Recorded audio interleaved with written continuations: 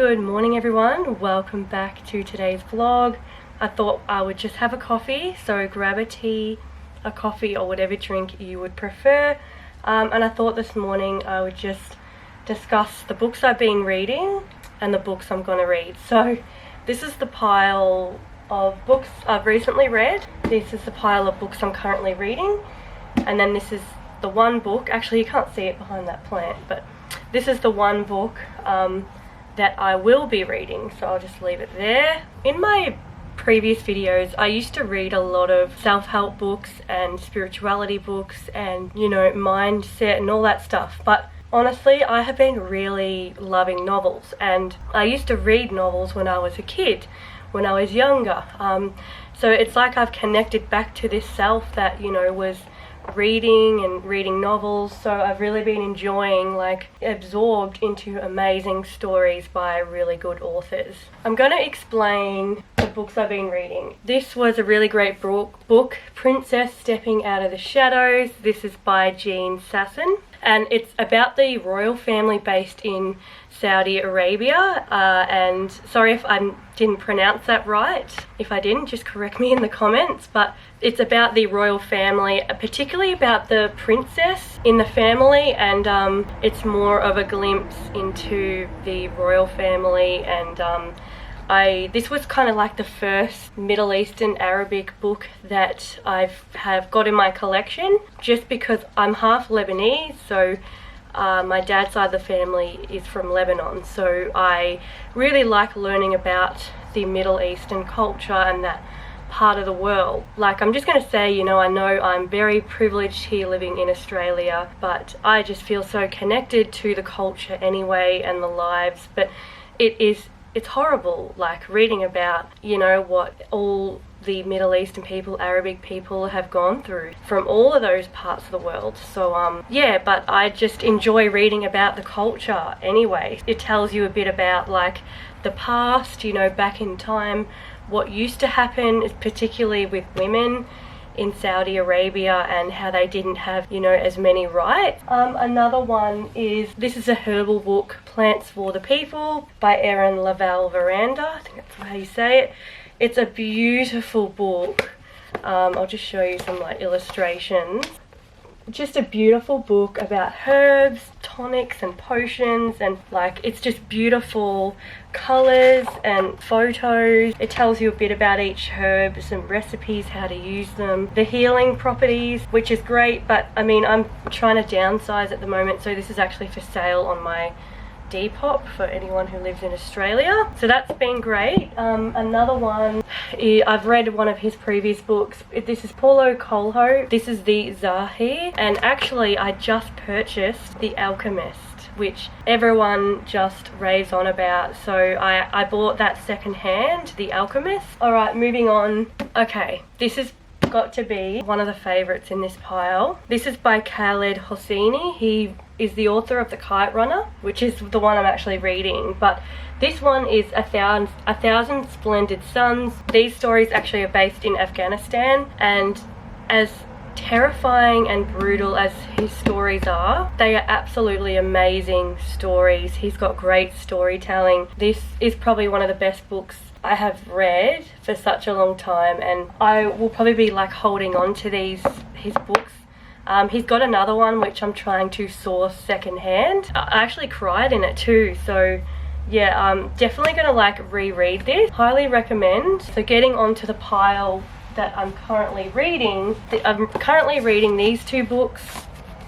So this is the Kite Runner. You are probably aware of it. So this is by Khaled Hosseini, the author I was just telling you about. Really, really amazing story as well. I think I like 1,000 Splendid Suns better though, but this is still just fantastic. And this is just a finance book, The Barefoot Investor. This is, like, a really popular Australian finance guy. His name is Scott Pape, and he does this money system, like how to pay off your debts, how to save, how to budget every week in a really simple way.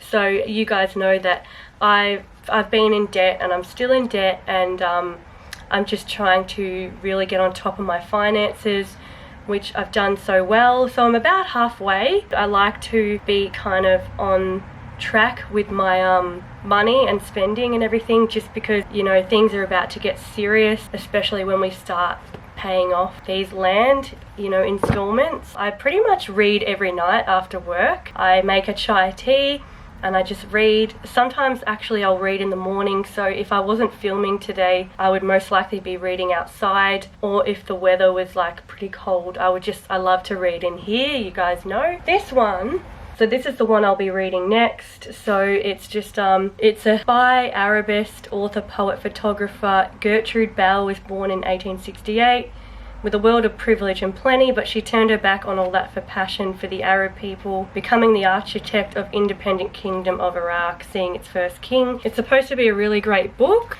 I love to read books about that part of the world. And yeah, so they're the books that have been in my life lately. I will link them all in the description. If you know of any great like authors who do series of books, just let me know. I'm keen for more like novel ideas. Of course, I love to source them secondhand, so from either the op shop or from Depop, which brings me to the next topic in this vlog, Depop. So I've been selling a lot of things and I'll talk about it soon. I'm just gonna finish my coffee. So about a couple of months ago I shared a video about me, you know, becoming more of a minimalist and embracing more of a minimal, simple lifestyle, which is what I've done and I've embraced, and it's really just come at the right time, especially since like I quit social media and I, you know, decided to like really get on top of my finances. So I kind of in the middle of that time I kind of went back to my old ways and I bought just more stuff. I replaced the stuff, not a lot of stuff compared to back in the old days. I did replace some stuff. For example, I bought that shelf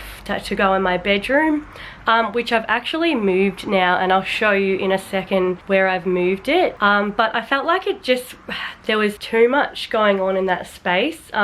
So it's a lot more minimal now, you know, when I'm in my bedroom looking out the window reading, and there's just a whole lot of space now. It's just the plants. I just feel the energy is so much better there. And I've actually been just consistently selling some stuff, like pretty much letting go of things I thought I needed that I still kept on to. And a lot of this is actually even spiritual stuff, crystals, some of my tarot and oracle decks. I've been selling some books as well, and I'm actually, I was taking photos yesterday of some more books that I'll be selling on my Depop, and everything that I want to sell, it's in the spare room downstairs, and everything that I won't sell on Depop, or it might be too expensive to like, you know, ship out, I will do a market, which still waiting to do markets because of all the restrictions. I think though you can probably do them now here in Victoria, Australia. So I'll actually be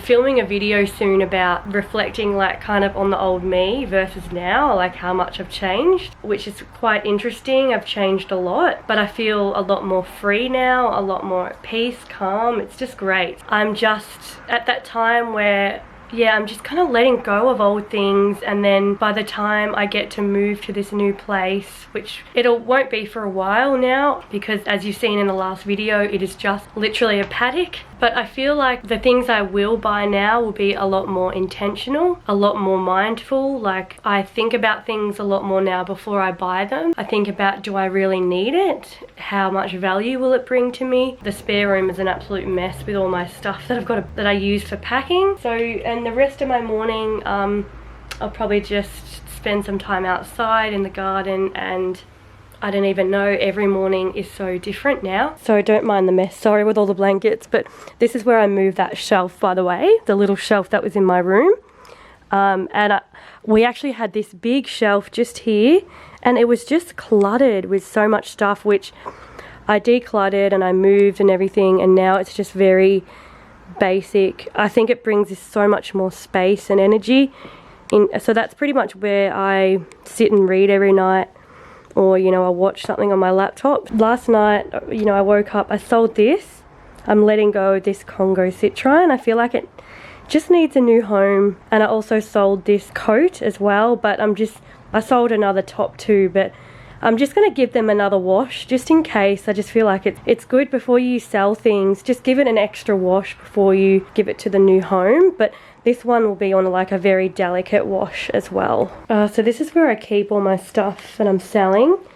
I know it's honestly a mess. This is actually, my sister went through her stuff as well, and we are going to a market, but there are some things, you know, like before, I said I just want to sell. So these are some like books that I'm going to be posting soon. Yeah, and there's just like bits and pieces all in, like so many books, oh my god. But yeah, clothes. Yes, I might just think about it. If I want to sell anything else, give it a wash first. But yeah, it feels good. It's a nice little project. It's a long project too, like it's not just overnight you'll sell stuff, especially when you're selling stuff online. Sometimes it might take a couple of weeks for you to sell a certain item, so it's just about patience. We make our own cleaning spray, so I'm just gonna, this is a bit old now, it's water and eucalyptus oil and a bit of vinegar. I'm just gonna refresh it a bit, so I'm gonna empty the water.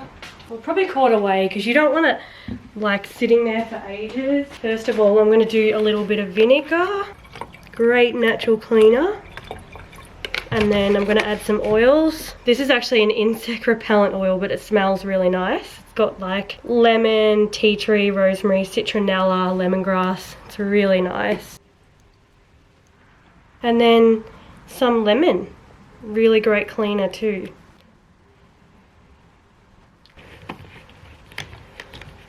Give it a shake. And then we can clean.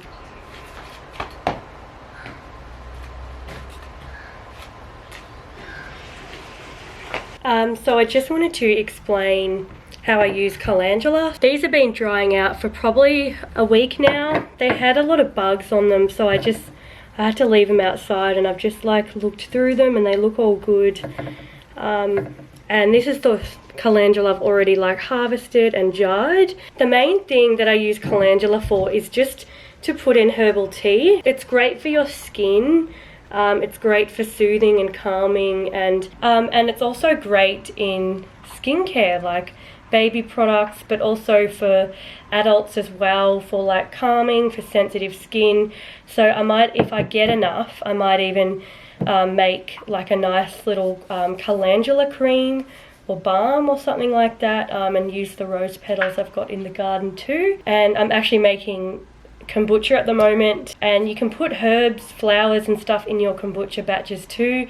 Honestly, you can do so much with it, but I'm going to go outside and show you the flowers now, because the calendulas, they just keep growing. They're just very abundant right now, but it just brings me so much joy. Okay, so these are the new calendulas that are coming up. They've like tripled since I've been harvesting them. I think you've just got to keep picking them when they're ready. I think they're almost ready when they like open up a bit more, and then you can kind of see the new ones coming through as well. So I hope I get plenty of calendula like to see me through the winter when I'm making nice herbal teas. About a year ago, our passion fruit tree was so bare, but it is just grown so much now. And can any of you spot the passion flowers? They are the most beautiful flowers. There's another one here. There'll be a lot of passion fruits this year. We barely had any last year, so that's kind of like an example of one opening up. So first they flower and then they turn into the fruit. Also got the little blueberries too.